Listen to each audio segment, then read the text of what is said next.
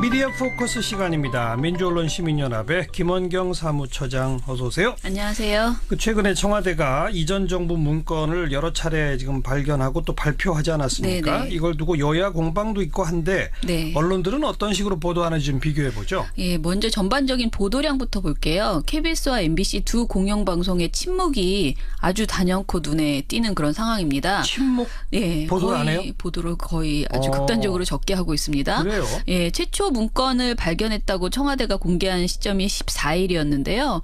7개 방송사의 저녁 종합뉴스 보도량을 비교해 보니까 KBS가 14일 날 한 건, MBC는 2건을 보도했습니다. 하하. 타사의 경우에는 SBS가 4건, TV조선 MBN이 3건, 채널A가 2건, JTBC는 무려 12건을 보도했거든요. 예.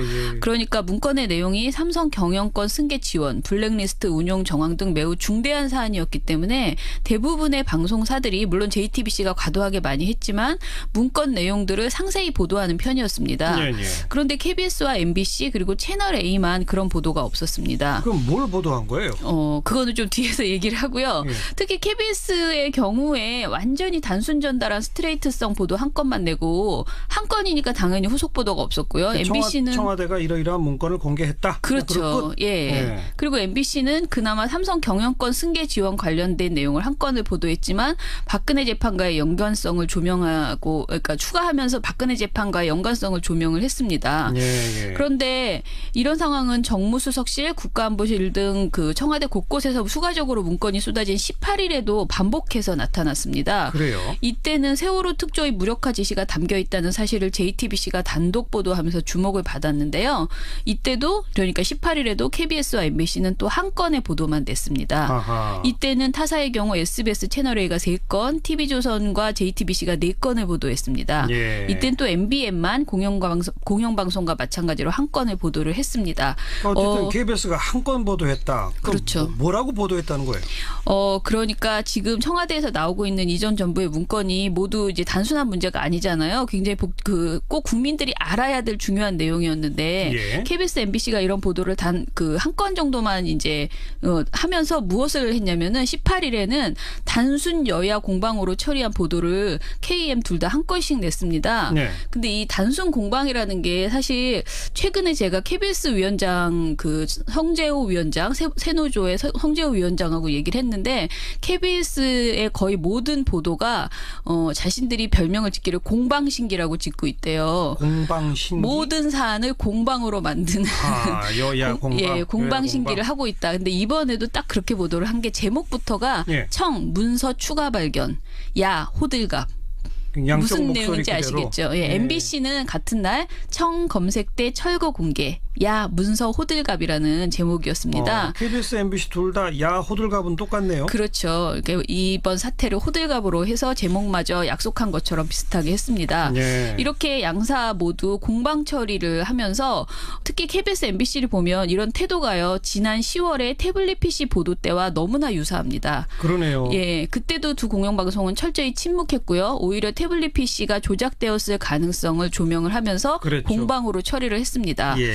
또 KBS의 경우에는 일선 기자들이 최순실 특별 취재팀 구성을 요구하자 보도국장 등 보도 책임자들이 이렇게 말한 적이 있습니다. 최순실이 대통령 측근이야? 측근이 맞나? 뭐가 맞다는 거지? 알려져 있다는데 어떻게 측근이라고 장담할 수 있나? 이런 식으로 말을 하면서 아하. 그 보도 책임자들이 취재하기를 거부한 적이 있습니다. 네. 그런데 결국은 KBS, MBC 모두 그때 당시에 특별 취재팀을 구성을 했죠. 그러나 별다른 성과를 내지 못한 채 한 달 만에 해체되기도 예. 했습니다. 예. 그리고 탄핵을 거쳐서 대선을 치르고 새 정부가 출범한 오늘에 와서도 또 똑같은 행태를 그렇죠. 보여주고 또 있다. 공방신기를 보여주면서 또는 아주 적게 예. 아주 기본적인 내용만 보도하고 있는 거죠. 보도를 좀 많이 한 다른 방송사에서는 문제는 없어요?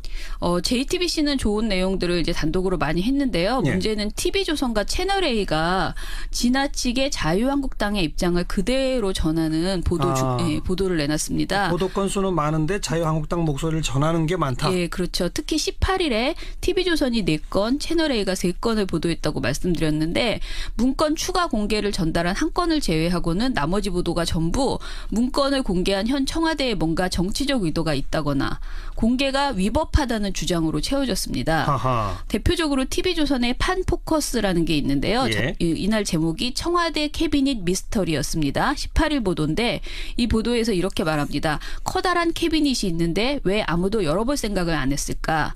전 민정수석실 사정팀 관계자는 해당 문건이 사정팀에서 갖고 있을 만한 내용도 아니고 본 적도 없다고 했다. 또 누가 만든 건지 아직까지 확인이 안 되고 있다. 관리 소홀로 남겨진 건지 누군가 의도적으로 남겨둔 건지 아니면 누군가 갖다 준 건지 수많은 추측들만 난무한다. 이런 식의 근거가 없는 의심을 예. 여러 가지로 3분 14초 동안 이렇게 길게 이야기를 했습니다. 사실 궁금하긴 저도 궁금한데 네. 그 궁금증을 기자가 취재를 해서 팩트를 가지고 보도해야지. 그렇죠. 맞아요. 자기도 그냥 궁금하다는 것만 3분 예, 이상. 예, 그러니까 의혹만 있다. 이걸 믿을 수 없다는 식의 사실상 그런 주장이었죠. 그리고요. 그리고 채널A에서는 대화록 공개는 위법이라더니라는 18일 보도가 문제였는데요. 아, 이걸 NLL 하고 묶었어요? 맞아요. 예. 예, 2013년 NLL 대화록 공개 파문과 현 청와대의 국정농단 문건 공개를 동일시하면서 4년 전에는 문건 공개가 불법이라던 민주당 세력이 지금은 아니라고 하니 이중잣대다라고 비판을 했습니다. 이게 뭐 자유한국당은 이렇게 비판한다 이것도 아니고 네네. 그냥 자신들의 보도에서. 예. 그러나 이제 두 사건이 같은 사안이라고 보기 굉장히 어렵죠. 그냥 제가 좀 설명을 하면 NLL 대화록 파문의 경우에 2012년 대선 직전에 당시 여당이던 새누리당이 야권 후보였던 문재인 후보를 공격하기 위해서 노무현 대통령이 북한에 NLL을 양보했다는 의혹을 제기하면서 불거졌던 일이었습니다. 그렇죠. 그 과정에서 새누리당의 정문원 김무성 의원이 대통령 기록물이자 기밀인 남북정상회담 대화록 원문을 봤다 이렇게 말했고요. 예. 그걸 어떻게 볼 수 있냐 하면서 파문이 커졌었죠. 예. 반면에 이번 문건 공개는 이미 재판을 받고 있고 온 국민이 알고 있는 국정농단 사태 관련 문건들을 현 청와대가 말 그대로 그냥 발견한 것이거든요. 예. 결과도 또 다릅니다. 2012년 대선이 끝나고 나서 결국 NLL을 양보했다는 새누리당의 주장은 온데간데 없고 결국은 사초 실종 논란으로 비화됐는데요. 그랬죠. 예, 결국 최초로 의혹을 제기한 정문원 의원은 대화록 유출죄로 벌금 1,000만 원을 선고받았습니다. 예. 김무성 의원도 대선 때 과했다며 사과를 한 바 있습니다. 근데 그걸 이번에 또 엮었다. 채널 A가. 이번 사건의 경우 NLL 파문처럼 여당이 문건을 비밀스러운 경로로 입수한 것도 아니고 청와대가 이전 청와대에 붕 떠버린 물건을 발견했던 것이기 때문에 이렇게 논란을 하는 것 자체가 예. 무리다 이렇게 보입니다. 이전 정부의 청와대 자료 관리의 소홀, 문제점 그런 걸 지적하는 보도도 전혀 없어요. 네, 그런 보도도. 원래 원초적으로 그게 문제고 네. 그다음 이제 이번 것이 공개 대상이냐 아니냐에 대해서는 시각에 따라 이런저런 그렇죠. 논의가 있을 수 네네. 있으나 네. 이 좀 심하군요. 예. NLL하고 바로 묶어버리는 네네. 거는. 자, 그건 그렇고 TV조선에서 기자들이 항의 성명을 냈다는데 그건 또 왜 그렇게 됐습니까? 예, 이건 굉장히 화제가 됐는데요. TV조선이 7월 3일부터 개편을 거쳐서 뉴스 구성을 바꿨습니다. 대표적으로 변화된 지점이 방송 시간을 바꿨고요. 9시로. 예. 그리고 전원책 변호사를 메인 뉴스 앵커로 전격 영입했습니다. 맞아요. 그 화제가 됐죠. 네, TV조선 기자로 입사한 것으로 처리됐고 곧바로 앵커직에 앉으면서 사실은 처음부터 이런저런 말이 나왔습니다. 예. 그런데 이게 결국 한 열흘 만에 기자들의 항의로 터져 나왔다 이렇게 볼 수 있는데요. 어허. 결정적인 계기는 전원책 앵커의 일방적인 논조였습니다. 그 전원책 앵커가 3일 앵커석에 앉으면서 오프닝과 클로징 멘트를 당연히 전담하고 있는데요. 예. 13일 오프닝 멘트가 문제였는데 제가 전 앵커 멘트를 다 읽어드려 보겠습니다. 네. 어제 정유라가 왜 갑자기 마음을 바꿔 이재용 부회장 재판에 출석했느냐는 겁니다. 특검은 본인 뜻에 따른 것이라고 합니다. 네. 하지만 새벽 5시에 비밀 작전하듯 승합차에 태워 데려온 것부터 석연치 않은 게 한두 가지가 아닙니다. 사회부 기자들에게 검찰과 정 씨 간에 뭔가 거래가 있는 것 아니냐, 취재 좀 잘 해달라고 부탁했는데 아직 진실을 밝혀내지 못하고 있습니다. 예. 분명한 것은 특검이 지금 바짝 긴장하고 있다는 사실입니다. 이재용 부회장의 뇌물 공여가 무죄가 되면 박 전 대통령의 뇌물수수도 무죄가 됩니다. 이렇게 말을 했습니다. 전원책 앵커가 기자들을 노골적으로 본인의 그 앵커 멘트로 기자들을 비판을 했잖아요. 아쉽다. 취재 이렇게. 잘 해달랐는데 아직 예. 못 밝혀냈다. 내가 취재 좀 잘해달라고 부탁했는데 아직도 진실을 밝혀내지 예. 못하고 있다. 예. 이렇게 얘기를 했죠. 예. 그랬더니 TV조선 기자 80여 명이 함께 항의 성명을 냈습니다. 뭐라고요? 전 앵커가 주장한 정유라 새벽 5시 이송, 특검의 긴장, 박 전 대통령의 뇌물수수 무죄 가능성 등의 내용이 팩트 없이 일방의 자신의 주장을 담은 내용이다. 라고 그러니까요. 지적을 했고요. 예. 취재기자들은 위와 같은 내용을 보고한 바 없다. 이렇게 말했습니다. 기자들은 결론을 내려놓은 취재를 지시받고, 그러니까 그 취재를 지시받고 이름을 걸고 부끄러운 기사를 써야 하고 오프닝 멘트에서 거론되는 모욕을 왜 감수해야 하는지 묻고 싶은 것이다. 우리 이렇게, 기자들이 네, 이렇게 예. 항의를 했고요. 예. 앞으로 전원책 변호사의 개인적인 의혹 제기나 사적인 의견을 TV조선 기자들이 취재해야 하는지 궁금하다. 이렇게 꼬집었습니다. 네. 더 놀라운 점은 이런 항의를 하자 보도본부장이 해당 멘트는 내가 썼다. 이렇게 해명을 했어요. 그래요? 그래서 기자들이 더욱 분노를 자극했고요. 사실 저희도 비판하는 입장에서 앵커 멘트를 보도본부장이 써줬다는 이 해명이 상당히 예. 어떻게 적응해야 되는지 당황스러웠습니다. 예. 보도본부장도 어쨌든 팩트에 근거 없이 뭐 새벽 5시 특검이 긴장, 네. 뭐 뇌물수수 뭐 무죄 예. 뭐 이런 얘기들을 막 썼다 이거죠? 그렇죠. 본인이 아무튼 그렇게 얘기했어요. 전원책 변호사는 원래 조금 좀 튀는 분이라 네. 그럴 수 있다. 저도 보도본부장은 기자 출신일 텐데 이렇게 썼다고요? 감싸주느라고 한 말이 아닐까 저는 그렇게 생각합니다. 그건 확인해 봐야 네네. 될 거죠. 네. 어쨌든. 좋아요. 이거 뭐 내친 김에 언론계 소식 좀 더 이야기하는데 네. 먼저 OBS 소식 전해보죠. 지난 4월 달 정리해고 사태 일어나서 노조위원장 저희 방송에 출연했던 적이 있어요. 네, 네. 근데 요즘 다른 언론에서 전혀 OBS를 보도를 안 하고 있기 때문에 네. 사태가 좀 좋아지고 있어요? 나빠지고 있어요? 사태가 점점 악화되고 있습니다. 그래요? 예, 지난 4월에 13명을 정리해고했잖아요. 예, 그런데 예. 최근에 10월에 추가로 14명을 더 해고하겠다는 계획을 노조에 통보했다고 합니다. 회사가 더 어려워져서 그런 거예요? 어떤 거예요? 그렇지는 않은 것 같습니다. 지난 18일 화요일에 저희 민원연과 참여연대, 언론연대 등에서 전국 언론노조와 OBS 지부 등 13개 단체가 함께한 기자회견이 있었습니다. 예. 그런데 기자회견 제목이 OBS 경영위기 과장 및 폐업, 협박, 반박과 방송 사유와 고발 기자회견이었습니다. 예. 초점은 경영위기 과장이라는 것인데요. 이렇게 많은 단체들이 OBS 문제로 공동 기자회견을 연 이유가 OBS 문제가 사실은 사회적으로 큰 파급력을 가지고 있다고 보기 때문입니다. 예. 경영위기를 의도적으로 과장해서 노동자를 정리해고하고 대주주가 직접 나서서 폐업을 운운하면서 직원들을 협박하고 있는 행태가 대단히 잘못됐다. 그리고 현재의 시대 정신과도 부합하지 않는다. 이렇게 보고 있습니다. 그렇죠. 경영 위기를 의도적으로 과장했다. 근거가 있습니까? 그게 이제 회사 경영 상태가 어려워서 정리해고를 하겠다고 하는 거잖아요. 예, 예. 그런데 OBS가 현재 부채가 전혀 없는 무부채 기업이라고 합니다. 제로예요? 네. 그러니까 웬만한 기업치고 글쎄요. 부채가 하나도 없는 회사가 없잖아요. 예. OBS는 부채가 없는데도 자금을 조달하지 않는 거죠. 예. 더구나 영업활동상 현금 흐름이 2013년 이후에 꾸준히 흑자를 유지하고 있다는 겁니다. 흑자예요? 예, 심지어 작년에는 영업활동으로 무려 60억의 흑자를 기록했는데도 계속 경영이 어렵다면서 정리해고를 하고 있는 것입니다. 아니 부채가 제로고 흑자를 보는데 회사가 어렵다? 네, 납득하기 어렵네요. 그죠. 예. 그러니까 현재 그 OBS 대주주는 방송법에 따라서 지분 한도가 막혀서 증자를 할 수 없다고 하고 있는데요. 경영진들은 회사의 재무 상태나 경영 상황이 안 좋아서 제1금융권에서도 돈을 빌릴 수 없다고 주장합니다.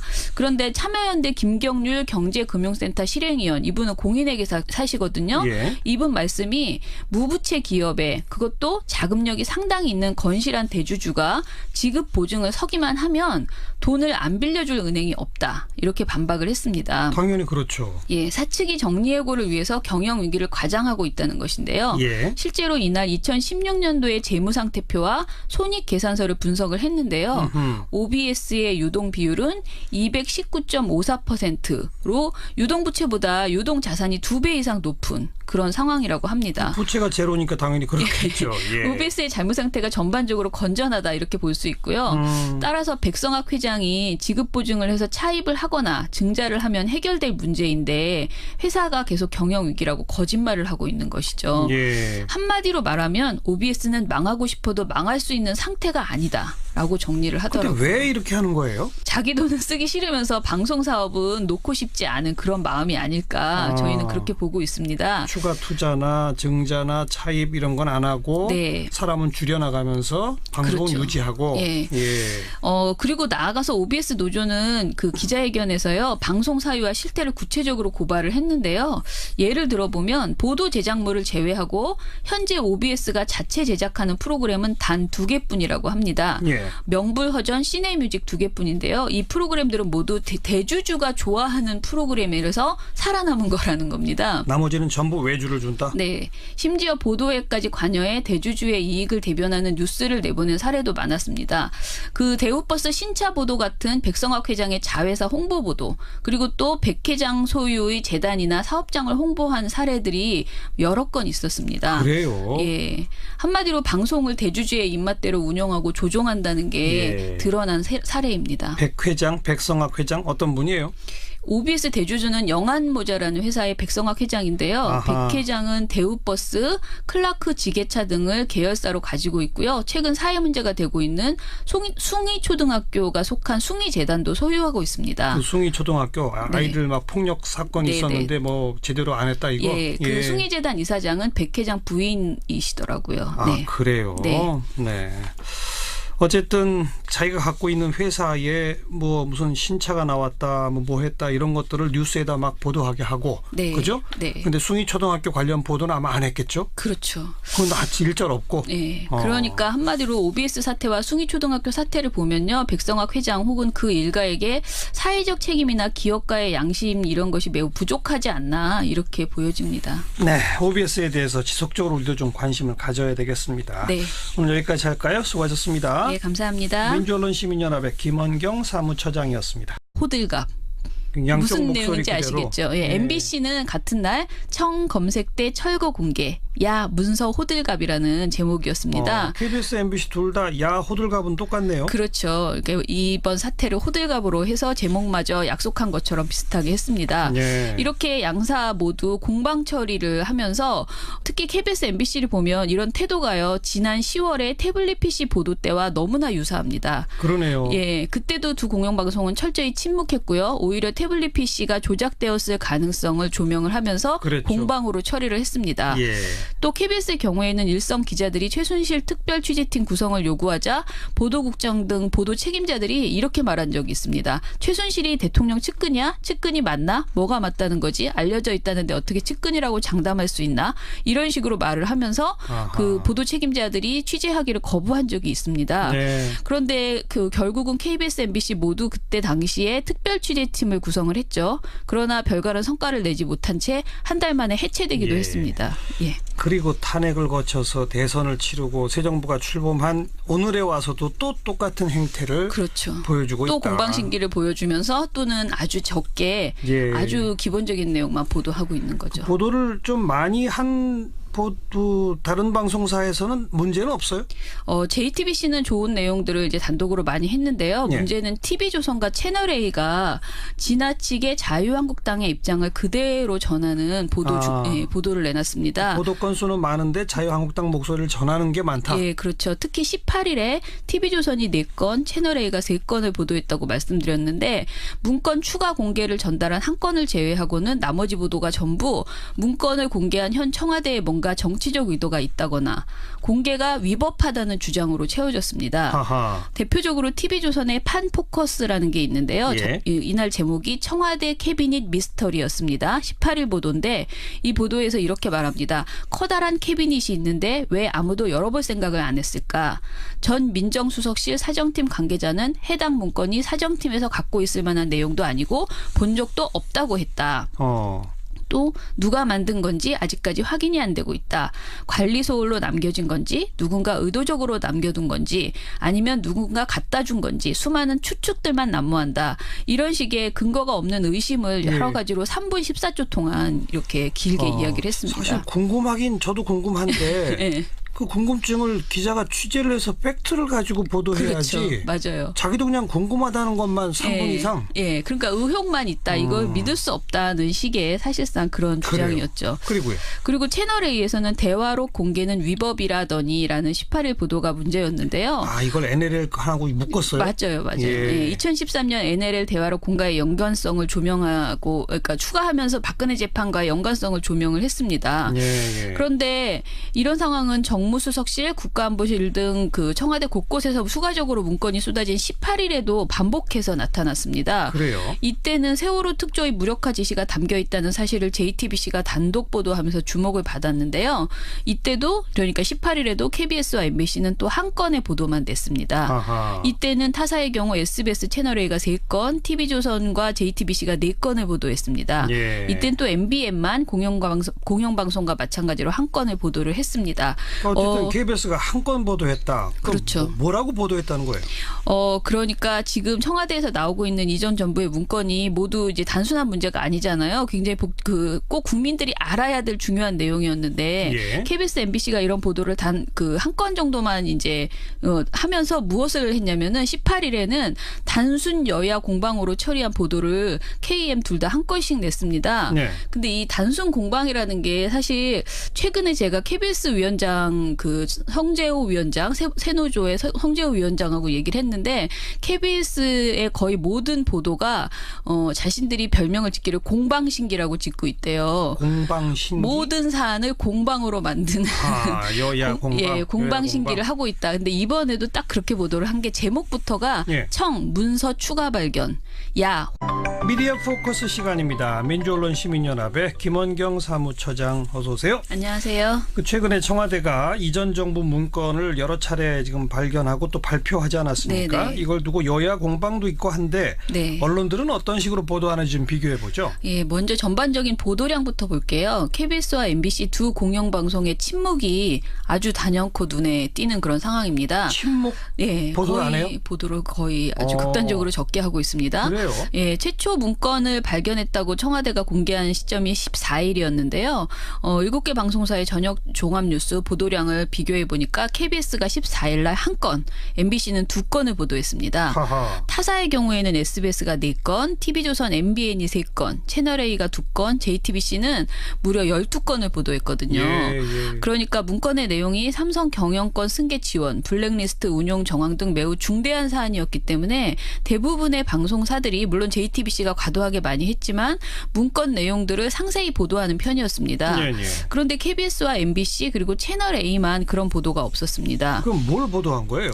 그거는 좀 뒤에서 얘기를 하고요. 예. 특히 KBS의 경우에 완전히 단순 전달한 스트레이트성 보도 한 건만 내고 한 건이니까 당연히 후속 보도가 없었고요. MBC는 청와대가 이러이러한 문건을 공개했다. 그렇죠. 예. 그리고 MBC는 그나마 삼성 경영권 승계 지원 관련된 내용을 한 건을 보도했지만 박근혜 재판계 파문과 현 청와대의 국정농단 문건 공개를 동일시하면서 4년 전에는 문건 공개가 불법이라던 민주당 세력이 지금은 아니라고 하니 이중잣대다라고 비판을 했습니다. 이게 뭐 자유한국당은 이렇게 비판한다 이것도 아니고 네네. 그냥 자신들의 보도에서 예. 그러나 이제 두 사건이 같은 사안이라고 보기 굉장히 어렵죠.